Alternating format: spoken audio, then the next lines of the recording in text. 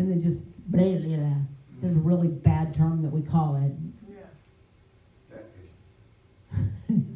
Yes, my granddad always called it catfishing, all mouth, no brain. But it just starts flooding. So there's a lot of biblical references about sinful speech. A lot, yeah. A lot. It's full of exhortations and admonitions concerning that, the time. All right? In the book of Proverbs alone, there's around 60 warnings and instructions about watching your mouth. We find in Proverbs some of the following descriptions, all right? And I did not give her all of these because we would be here forever, because some of them have 2 or 3 references, but they're all in Proverbs, and if you want a copy of my notes, I have them all written down. I'll be more than happy to share. A lying tongue, a tongue of flattery, the tongue of the just, a froward, disobedient, opposing tongue, the tongue of the wise, a wholesome tongue, a naughty tongue, a perverse tongue, a tongue. The tongue is powerful, a kept tongue, a soft tongue, a backbiting, spiteful tongue, a kind tongue. There's deceptive speech. There's excellent speech. There's words of understanding. There's flattering words. There's words that snare. There's righteous words and grievous words.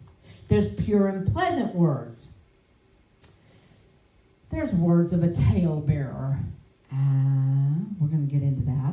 There's words of knowledge, words of truth. There's hasty words. It's just a few of the references. The Bible talks a lot about that little guy right there that sits in between your chompers. Right? A lot. So, Matthew 12:36-7, Jesus himself is talking about this. And he says, "But I say unto you that every idle word that men speak, they shall give account thereof in the day of judgment. For by thy words thou shalt be justified, and by thy words thou shalt be condemned." In, let me find it, October the 8th, 1989, the space shuttle Atlantis was on its way back from their mission in space. The astronauts, very weary after being in space for 5 days, picked up an old radio program, The Jack Benny Show. They listened and they laughed for the next 45 minutes and were so refreshed afterwards that they radioed back to NASA, thanking them for sending them such a great show to help them relax. NASA denied sending up a show. And they started searching.